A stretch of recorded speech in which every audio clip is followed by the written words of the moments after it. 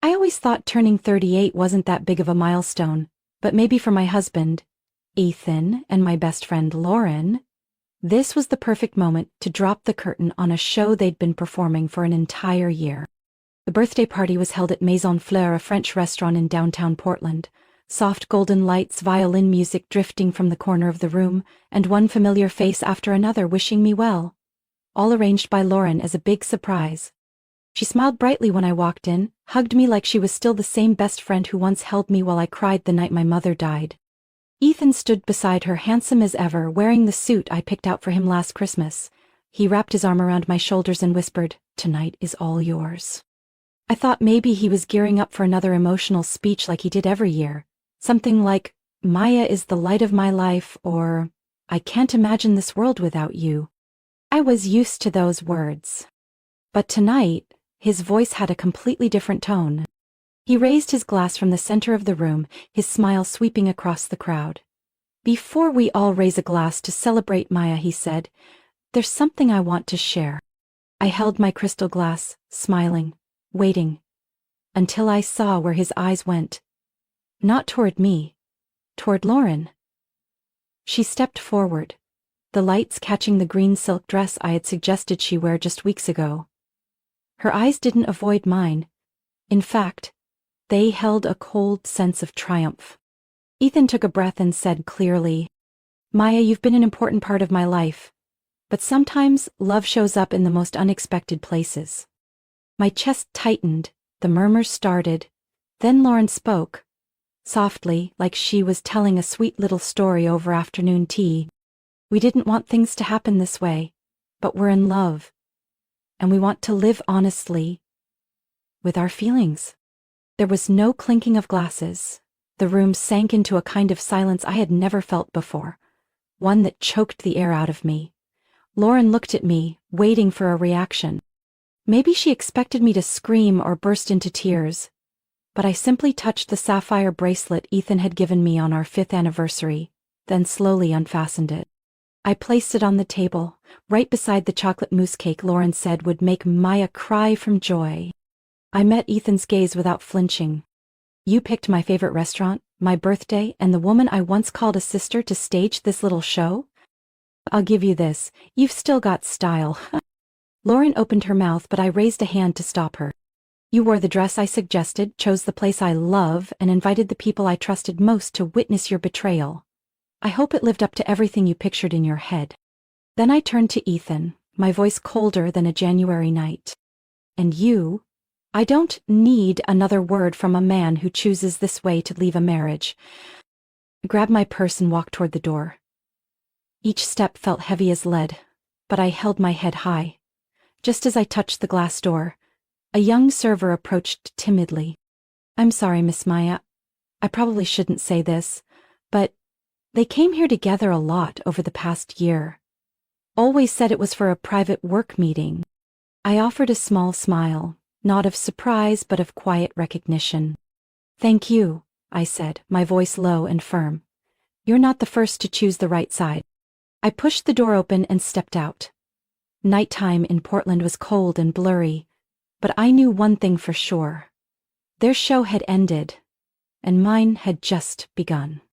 After that birthday night, I vanished. Not in a dramatic finding myself in the mountains kind of way. To the people who thought they knew me, I had vanished completely. I filed for a 3-week leave at Martin & Roches, the law firm, citing personal time off, and moved out of the house filled with too many memories. I rented a small apartment in the Alberta Arts District, using my mother's maiden name, Maya Callahan, to make sure no one could track me down. I cut every connection, social media, the friend group, even the yoga class I went to every Friday. The old phone stayed powered off, flooded with messages full of concern, confusion, pity. I left every message unanswered. Comfort wouldn't help me. Clarity and precision would. Inside my 500-square-foot apartment, I built myself a trench. A desk by the window, my encrypted personal computer running the same software I once used for high-profile clients, and a whiteboard filled with red marker notes, my way of stitching together every piece of the deception they had orchestrated. By day I showed up at work on time. No complaints, no slips, no signs of emotion. Everyone knew about the party, but my silence scared them more than any outburst ever could. Co-workers avoided my gaze. They didn't know what to say to a woman betrayed by her husband and best friend, in front of dozens of witnesses. At night, I dug deeper. Ethan's laptop, the MacBook I helped him upgrade, still had files syncing to iCloud.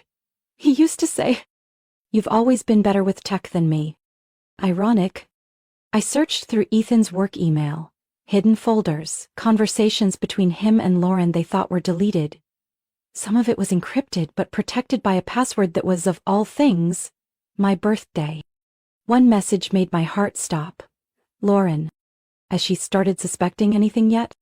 Ethan. Maya has no idea. She always trusts people. Don't worry, she's not the type to seek revenge. I read it again and again, as if it were the mission statement for the plan I was about to launch. A wildly inaccurate assumption. I downloaded Ethan's entire financial history, his recent investments, property deals that didn't have my name on them, hidden accounts never mentioned in our marriage. Then I moved on to Lauren, her Instagram private to close friends only, offered more than I expected. Photos of new real estate listings, champagne glasses, and captions hinting at the life she finally deserved. I even found a photo of a signed share transfer agreement for a small company Ethan once invested in. The recipient's name? Callahan Estates, LLC. Callahan. My mother's last name. They used my name to legitimize a transfer of assets before the divorce was even official? A chill ran down my spine. This wasn't just emotional betrayal. It was a calculated plan, one that used fake love to legalize theft. I began archiving everything to an encrypted hard drive. An old college friend, now working at the Oregon State Auditor's Office, would be my next stop. But before that, I needed one more person. Quincy Moss, the investigative journalist who exposed a major financial scandal in the city government 3 years ago. I still had the thank you email he sent me when I helped connect him to a key witness in that case. I sent a single line. I have a story bigger than the 2021 rail fund scandal. Meet me. No bylines. The moment the message was sent, I looked out the window. The city buzzed on, the lights still glittering, while I, the woman left behind under the pitiful gaze of a crowd, was redrawing the map for a war none of them ever thought I could fight. Ethan once told me, "You're too kind to understand how this game works." Maybe he was right, but once kind people stop being naive, they have nothing left to lose. I knew this. People like Ethan and Lauren don't fall from a single blow. They thrive in the gray areas of morality, where anything can be bent with the right words at the right time to the right people. So I didn't go public. I didn't make noise. I started with the small things. Under the identity of a real estate investor researching the Portland market, I created 2 anonymous email accounts, each with its own persona. One was Marissa Cole, an investor from Seattle. The other was Helen Kim, a representative for a private credit fund. I used Helen to reach out to clients who had previously worked with Lauren, now the CEO of a brokerage firm called L&K Collective. Meanwhile, Marissa contacted former partners of Ethan, who had recently rebranded himself as a consultant for restructuring businesses. A PR stunt, dressed in designer suits and polished phrases. Every call, every email was written in professional, precise language, targeting the right concerns. I've heard there might be some discrepancies in their asset disclosures. Is that true? Or did you ever receive an addendum contract? A few clients mentioned their information didn't match the official paperwork. I never pushed, I only suggested. And let suspicion take root, and doubt, when planted enough, becomes the seed of something far more dangerous: mistrust. At the same time, I began selectively submitting documents to the appropriate channels. Undisclosed investment activity from Ethan's fund? Sent to the Oregon State Securities Commission. Suspicious brokerage contracts, inflated asset valuations, and lists of fake clients Lauren used to boost company stats? Forwarded to the Federal Tax Inspection Division. Photographic evidence of Lauren negotiating intimately with a developer in unfinished project sites? Privately sent to CivicLine, the online news outlet known for digging into ethical scandals in the Pacific Northwest business world. I left no trail. All materials were submitted through VPNs, using encrypted anonymous email services. Each file bore a tiny symbol in the corner, a silver phoenix.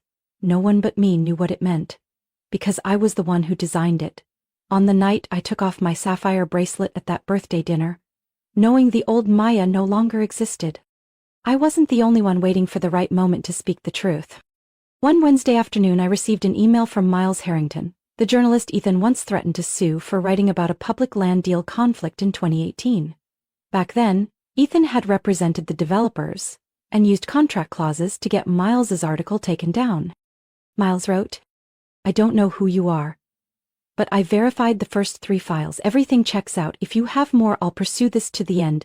I owe myself that much." I sent 2 more files.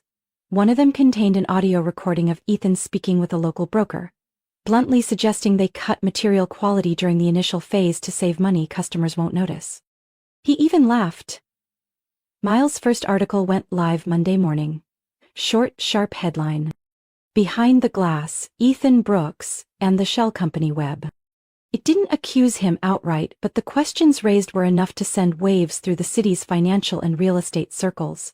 I watched quietly from the cafe downstairs, laptop in front of me like a window into a far bigger chessboard. I posted nothing online.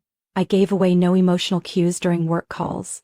I was still Maya Callahan, the composed, punctual attorney who never brought personal drama into the office. Only I knew the truth, that deep inside a plan had already taken root. I didn't destroy them in one night. I let them walk, step by step, into the trap they built with their own hands, sinking deeper with every move. By week 8 after my birthday, the storm finally hit. Monday morning's local financial report read, "Oregon Securities Commission opens preliminary investigation into Brooks and Pine investment firm." Ethan's name wasn't mentioned, but everyone in the industry knew exactly who stood behind the name Pine. By Wednesday, the federal tax agency issued a surprise audit notice for 3 subsidiaries within the real estate investment chain Lauren managed. The reason? Irregularities in asset valuation and transaction volume. I sat at my desk as headlines spread like wildfire across my screen. A candid photo of Ethan, captured as he stepped out of his SUV at corporate headquarters, appeared with the caption, "Is the Brooks empire crumbling?" No one at the firm knew I had anything to do with it, but they looked at me more cautiously than usual, because even though I said nothing, my silence now carried more weight than any official press release. By the end of that week, one of the hardest blows landed on Lauren. 2 of her former clients, a jewelry store owner and a private investor, filed lawsuits against L&K Collective simultaneously. Both accused Lauren's brokerage of knowingly mispricing assets, hiding legal issues tied to land deeds, and leading them into losses totaling hundreds of thousands of dollars. And it didn't stop there. The Preston Foundation, a highly respected charity in the Pacific Northwest, officially announced the termination of all funding for the community projects Lauren had spearheaded. The reason? Only 23% of funds had actually reached the intended recipients. The rest was unaccounted for. A spokesperson for the foundation said in an interview, "We deeply regret putting our faith in the values Lauren McKay claimed to stand for. That trust has now been broken." Lauren used to take immense pride in her Empower Portland initiative. She styled herself as a compassionate female leader, appearing on local television programs to speak about empathy in business. Now, no network would touch her. A former legal contact of Ethan's, Mark Tiller, texted me after reading the second investigative piece by journalist Miles. "I don't know what you're doing, Maya, but looks like Ethan's about to get kicked from the law firm. The board's in emergency session." A few days later it became official. Ethan Brooks suspended from Grant and Doyle law firm pending internal investigation. That line was brief, but I knew it would hit Ethan like a sucker punch. In 12 years of work, he had never given anyone a reason to question him. Now everyone was questioning everything. I printed the article and pinned it to the whiteboard across from my desk. A red thumbtack went right through Ethan's name. And Lauren? I saw a small LinkedIn update saying she was pausing operations to realign the company's strategic direction. But I knew that was just a polished way of saying collapse. A potential client, someone I'd previously contacted under the name Helen Kim, sent a private message. "Ms. Mackay has not responded to our requests for financial transparency. We've decided to withdraw all cooperation. Either way, thank you for the heads up. They thought I was a savior, but all I saw was justice beginning to move. Lauren once said in a podcast on women in leadership, "People can forgive failure, but they won't forget deceit." I saved that quote, not to remind her, but to prepare for the next wave. On Saturday, Portland was soaked in rain, as if the city itself was washing away the polished illusions Ethan and Lauren had once built. But there was one thing rain couldn't cleanse: a video of the two of them arguing in the middle of Pioneer Courthouse Square. It was filmed from 3 separate angles by 3 total strangers. Within 4 hours, it had made the rounds, from our old friend circle to legal and real estate forums, and eventually the media. Ethan, hair disheveled and shirt-drenched, shouted, "You said you had a plan, Lauren. You told me to trust you. Now look, everything's gone." Lauren, face pale and high heels splattered with mud, jabbed a finger at his chest. "It's all because you're weak. If you hadn't been so scared, we could have survived this."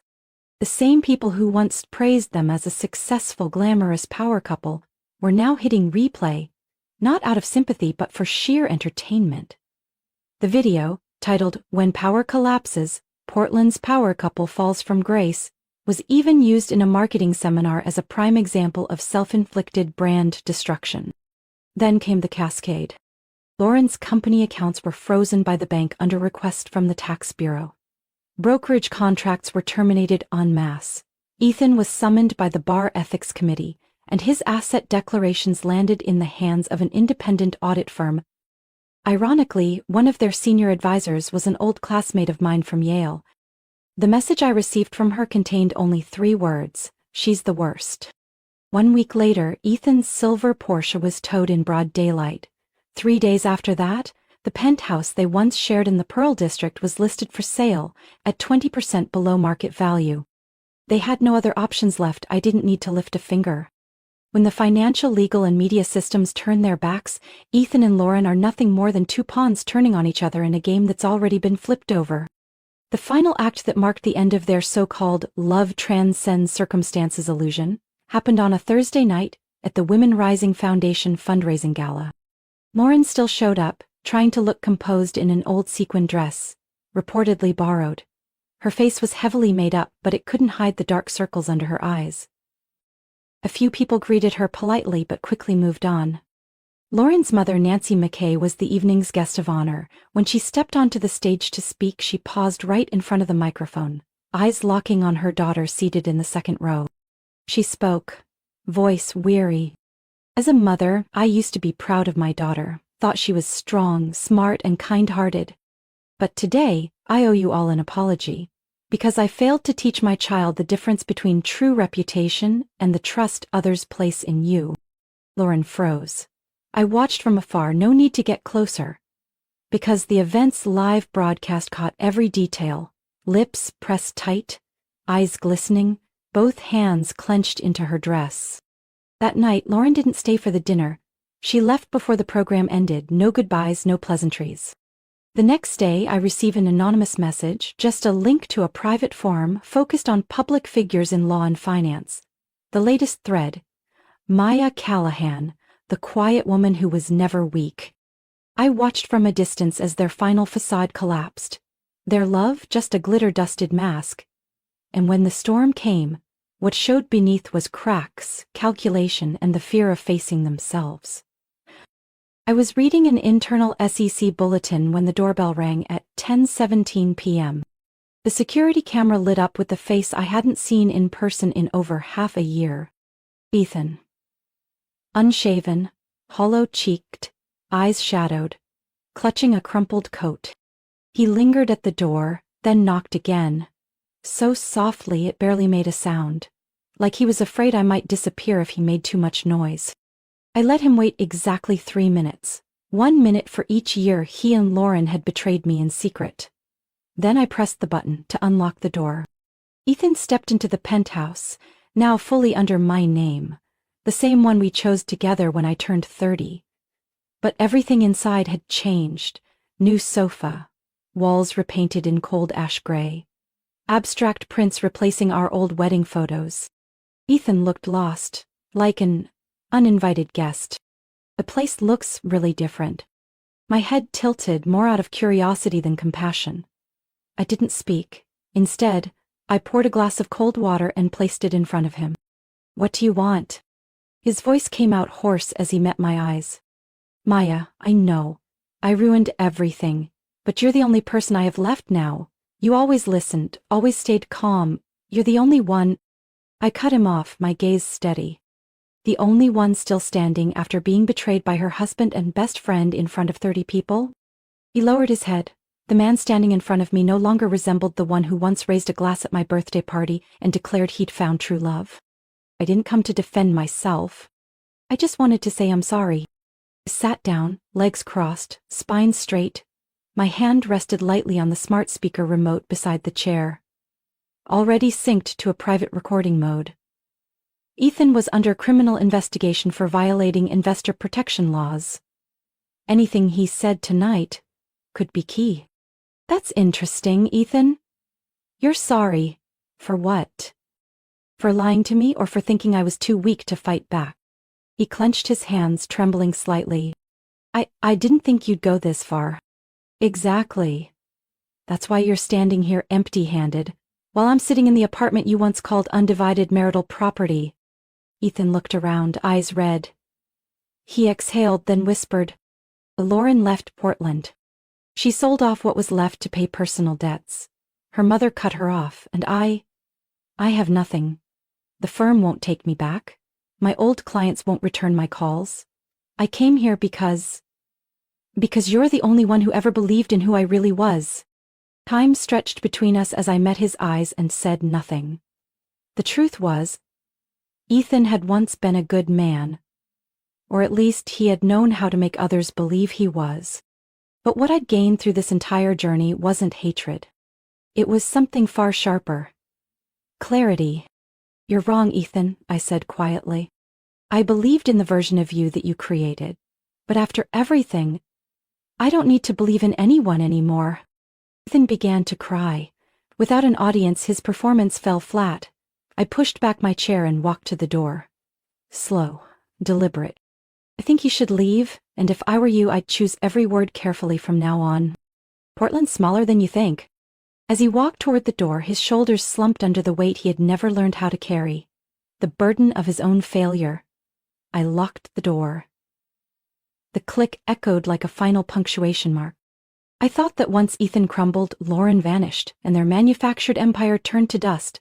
I'd feel lighter.